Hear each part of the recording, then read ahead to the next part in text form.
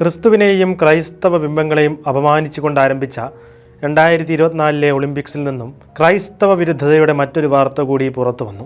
യേശുക്രിസ്തുവിൻ്റെ ചിത്രം പതിച്ച സർഫിംഗ് ബോർഡ് ഉപയോഗിക്കുന്നതിൽ നിന്ന് മത്സരാർത്ഥിയെ വിലക്കിയതാണ് ഇപ്പോൾ പുറത്തു വരുന്നത്. പാരീസ് ഒളിമ്പിക്സിനായി താൻ നിർമ്മിച്ച യേശുക്രിസ്തുവിൻ്റെ ചിത്രമുള്ള ബോർഡുകൾ ഉപയോഗിക്കുന്നതിൽ നിന്ന് തന്നെ വിലക്കിയതായി ചുംബിഞ്ഞോ എന്നറിയപ്പെടുന്ന ബ്രസീലിയൻ സർഫർ ജോവോ ചിയാങ്ക പറഞ്ഞു.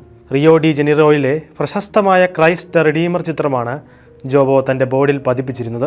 നിലവിൽ ലോക സർഫിംഗ് റാങ്കിങ്ങിൽ 5ാം സ്ഥാനത്തുള്ള ജോവോ തൻ്റെ ബോർഡുകളുടെ ഫോട്ടോകൾ സോഷ്യൽ മീഡിയയിൽ പോസ്റ്റ് ചെയ്യുകയും മറ്റൊരവസരത്തിൽ അവ ഉപയോഗിക്കാൻ ശ്രമിക്കുമെന്നും പറഞ്ഞു. പോസ്റ്റ് പിന്നീട് സർഫർ പിൻവലിച്ചെങ്കിലും നിരോധന വാർത്ത വലിയ പ്രതിഷേധത്തിനിടയാക്കി. ഉദ്ഘാടന ചടങ്ങിലെ ദൈവദൂഷണവും നിന്ദ്യവുമായ രംഗത്തിന് ശേഷം ലോകമെങ്ങും നിന്ന് സമ്മിശ്ര പ്രതികരണങ്ങളാണ് 2024 ഒളിമ്പിക്സിനെ കുറിച്ച് വന്നുകൊണ്ടിരിക്കുന്നത്. അനീതിയും മതപരമായ അസഹിഷ്ണുതയും കാപട്യവും നിറഞ്ഞ പരിപാടിയെന്നാണ് സോഷ്യൽ മീഡിയയിലെ കമൻറ്റുകൾ.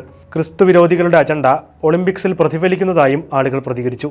ആര് തടഞ്ഞാലും താങ്കളുടെ വിശ്വാസം മുറുകെ പിടിക്കണമെന്നും ദൈവം താങ്കൾക്ക് ഇതിനേക്കാൾ വലിയ ബഹുമതികൾ നൽകുമെന്നും ആരാധകർ എക്സിൽ കുറിച്ചു. അതേസമയം ഉദ്ഘാടന ചടങ്ങിലെ ക്രൈസ്തവ വിരോധ പ്രവൃത്തികളുടെ പേരിൽ വലിയ വിമർശനങ്ങൾ നേരിട്ടപ്പോൾ ആ പരിപാടി ക്രിസ്തുവിനെ അവഹേളിക്കാനായിരുന്നില്ല എന്നായിരുന്നു ഒളിമ്പിക്സ് കമ്മിറ്റിയുടെ പ്രതികരണം. എന്നാൽ തുടർച്ചയായ ഇത്തരം സംഭവങ്ങൾ ഒളിമ്പിക്സ് വേദിയിൽ പോലും നടക്കുന്ന മതവിവേചനത്തിൻ്റെ യഥാർത്ഥ ചിത്രമാണ് പുറത്തു കൊണ്ടുവരുന്നത്.